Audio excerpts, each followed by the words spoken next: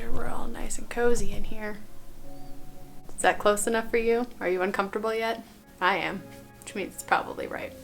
Hey guys, welcome back to my channel. I make videos on all things traveling, travel nursing, my experiences throughout it, my experiences through nursing in general, to hopefully help people like me when I was starting off by YouTubing How To 101. So today we're going to talk about what it's like being a new grad. I'm sure it's just giving everyone here PTSD flashbacks of what terrible times they had as a new grad. Maybe they didn't, but most likely you did. We're just gonna talk about my experiences in it, and hopefully if you're a new grad out there and you're thinking, oh my gosh, I thought I was the only one that thought this, I assure you, you're not. We're just gonna dive in. I wanted to talk about meeting up with my first ever work wife. Her name is Casey. I'll try and put in a picture here. I just got to meet up with her today in Breckenridge. I met her beautiful daughter. It was amazing. We got to catch up on work and all of the things that we've done since we worked together 4 years ago. And we met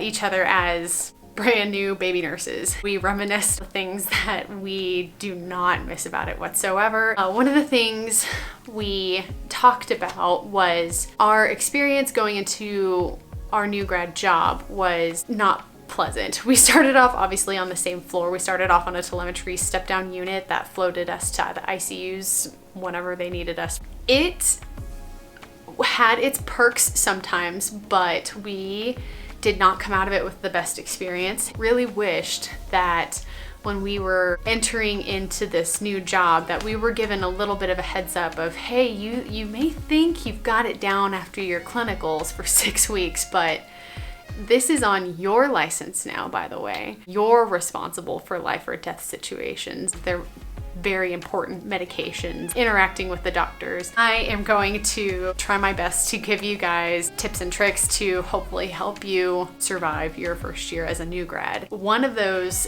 tips is to just simply ask questions.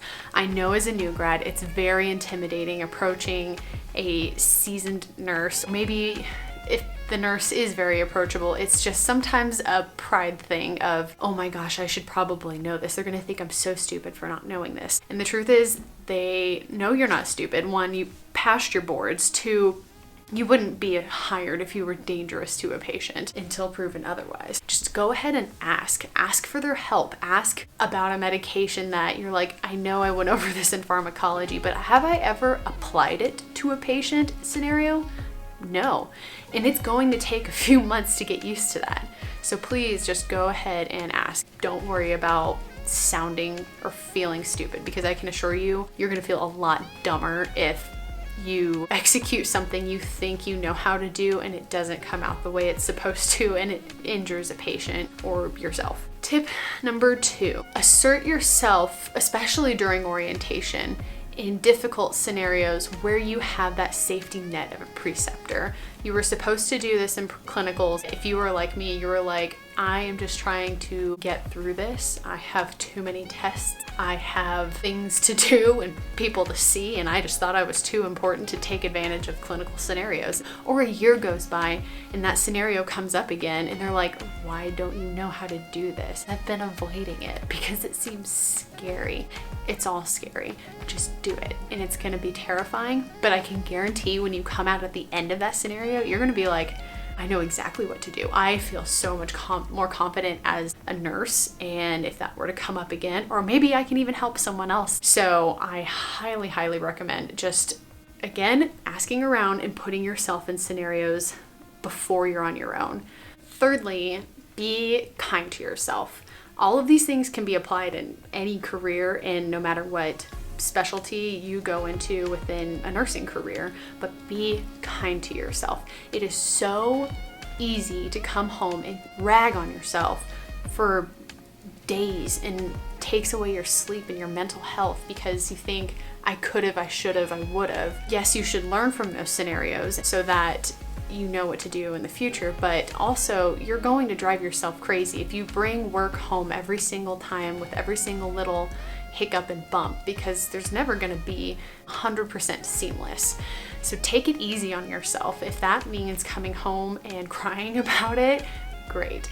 but leave it for that day. Or go talk to your roommate, talk to your partner, call your mom, call your sister, whoever you need to talk to, or even talk to another nurse and say like, I really can't get over this scenario. And they're like, I completely understand, but it is very difficult to just leave work at work, at least in my own experience, and then not stress out about your next shift. So take it easy on yourself and be kind to yourself, because you're gonna be running on fumes before you know it, which every nurse gets to a burnout point. These are just tips to help you get as far as you can until you meet that point. Unfortunately, nurse burnout is a very real thing. Ask questions whenever you can. Don't be afraid of sounding or looking stupid. Put yourself in uncomfortable scenarios to grow before those scenarios happen when you're on your own. Thirdly, be kind to yourself. Don't carry that baggage with you as best as you can. If you need help, there are sources of help.